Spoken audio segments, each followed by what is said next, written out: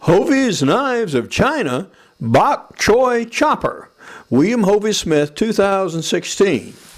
And here I am illustrating the utility of my new knife, actually, of course, chopping up nothing less than Bok Choy. This is Hovey Smith of Hovey's Knives of China. And what you see before you is a brand new design of knife that we are going to be bringing out on ancient patterns from China and elsewhere in the world.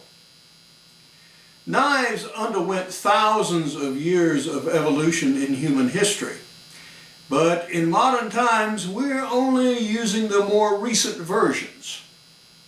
So I've gone back to China and other cultures and picked up knives that were good designs but changed materials.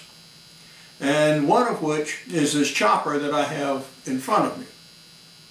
These knives were originally made in bronze in China about 2,000 years ago. And bronze has a problem in that it is brittle, and it would not stand the high impact of something like a cleaver on a hard surface very well. Steel did much better, and consequently when steel came along, they replaced the design of the knife with steel knives. However, the original knives were pretty good in design. They just needed upgraded in modern materials, and that's exactly what I've done. Now this is only one of about a dozen different designs that I developed. This is a prototype, and we call this the Bok Choy, because it is ideal for working this vegetable, as you will see shortly. This started several years ago with drawings like this that were actually done from original bronze knives in China. Then we did wooden models like yay to see just how they felt and looked. Then we progressed to some silhouettes done here in aluminum. Then went to water jet and had some blades cut and actually handled by Paul Hoyt, a bladesmith here in Sandusville, Georgia, who is working with me on these blades. Now these are prototypes. I'm showing them to you now, even before they're patented, because I have no intention whatsoever of patenting these blades. Anyone in the world may produce them. I don't have any problems with that. The distinctive features of these knives are these. One, this definite scallop here over the point. Two, this D-ring, instead of being round, this is D-shaped or oval, so that it actually fits in the palm of the hand like this. Now these patterns of knives can be made either in all steel, in bronze, with various handle materials, and with various blade materials of various thicknesses and sizes, and we will do all of these. Now if you are inclined to make these knives, let me work with you, and I will exhibit these knives at the blade show, the knives that you make, under my trademark, and all I ask is 5%. So you can make as many knives as you wish, charge as little or as much as you want for them. If they're decent knives, I will present them and help you advertise them and help you promote them and help you sell them. And I will take 5%. And that's the deal. Now, these knives are very distinctive. Anyone looking at this knife will realize it's mine, whether I patent it or not. And there is a little incentive for you to do that, because, as I say, I will actively promote them. And there is a disincentive for you to cheat me. And that disincentive is that these knives carry something of a curse. Yes, they do. I'm both Irish and American Indian, and we know how to lay on some good curses. So if you cheat me, you can, and you may make some money, but you will not profit from it in the end. So, about the knives, about this particular knife here. This happened to be made out of saw blade material. Many others could be used.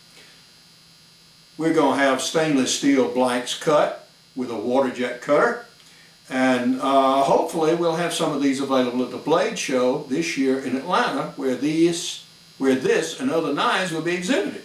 And incidentally, that will be at table U16, and that's where we'll be. And this knife, among others, will be in the new knife category, because this is a brand new design. Now, how does it work? The reason I call this a Bok Choy is because it's ideal for doing something like this. It's going down and cutting. All right, so you've removed with one cut the back. So now you can take the limbs like this and put the leaves down, and then guess what? You can take the knife and hold it like this. Then use the point, if you wish, to delicately cut out the veins.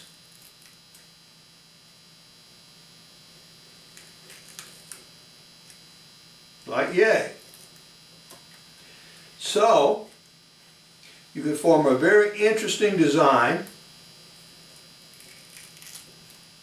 using either vegetables or meat or dough, for example, using exactly the same blade. This is something that was possible with the originals in bronze, but had probably been forgotten about. But after all, it was only 2,000 years ago. So a lot of little culinary niceties were lost during that time period. And now they can be regained.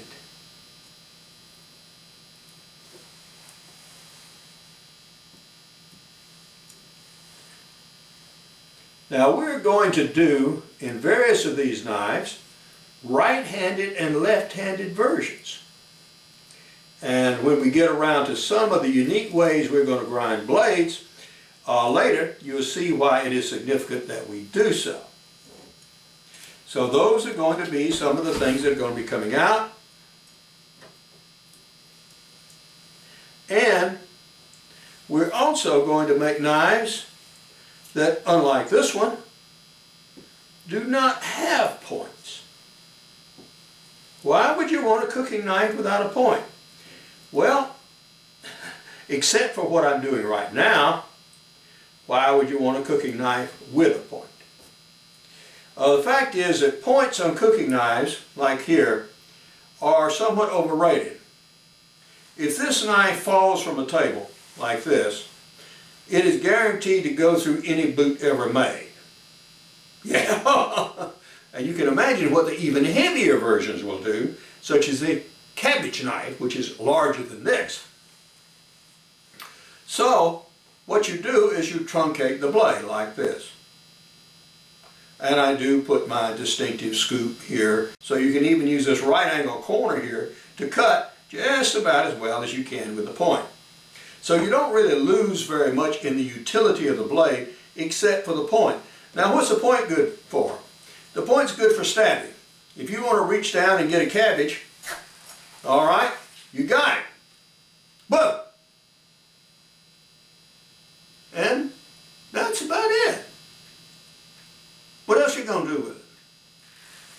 So, there will be versions available on order without the point, for safety reasons. We're also going to have a sanitary safety knife, which is going to be all metal. It'll have a rounded end here.